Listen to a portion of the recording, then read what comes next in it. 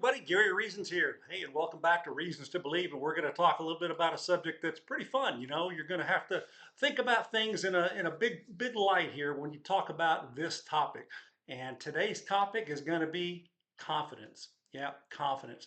We all have some level of confidence, but this can be a superpower for you. So confidence is a very key superpower, I think, in leadership. And really, it all kind of comes down to preparation. And preparation and giving you an opportunity to gain a lot of confidence in what you're doing because you know everything that you're about to achieve and you're about to undertake to get the objectives that you're trying to come away with. So that's when true confidence really matters the most, is when things are going to be really tough and tight, but you have to have the confidence because of the preparations you put in for that.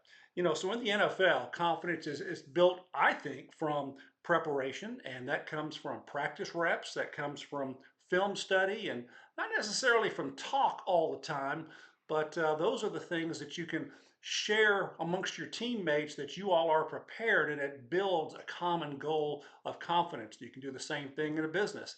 So business, it's pretty impressive to be able to have confidence in what you're talking about. Now, confidence in a pitch, whether you're talking to a customer or a potential employee, or even a negotiation for some of these things that you're trying to achieve with your business. So you have to have confidence in bringing those things to light, and that's a very much of a superpower, not only in sports, but in business as well. When I was on air for a long time, you had to bring a lot of energy to the broadcast, and you can only do that when you're very confident about the teams, the knowledge, the preparation that you've put into it, and then you sound like you know what you're talking about. So a confidence in the broadcast booth is really, really critical and something that you have to bring forward. So a couple of truths today. We're going to talk about these things. So confidence is built, not declared.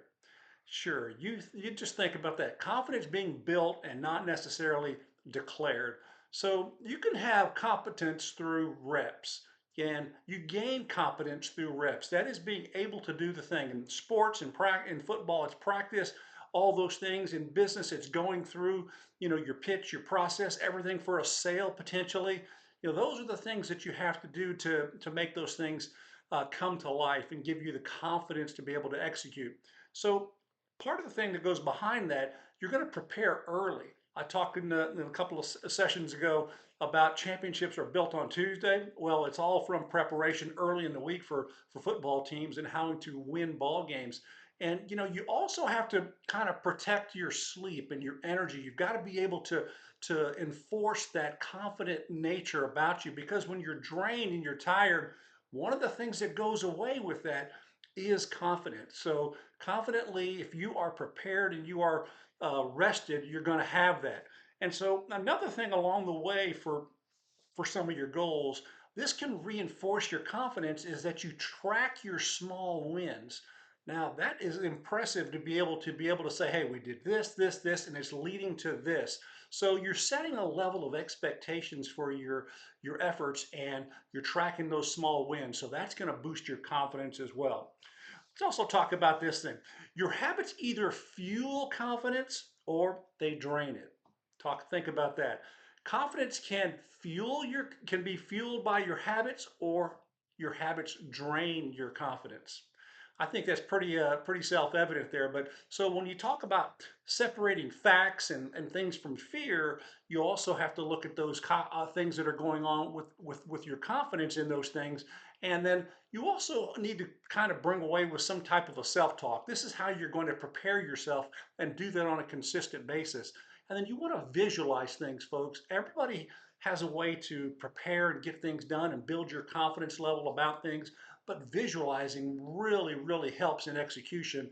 And you also need to stay present. Don't try to be elsewhere, but stay present in the moment. Stay focused on what you're trying to achieve, and don't let the distractions or the noise jump into the picture. And so I think that's pretty evident about what's happening with confidence. And confidence is something that can be built, and it can be a superpower of yours.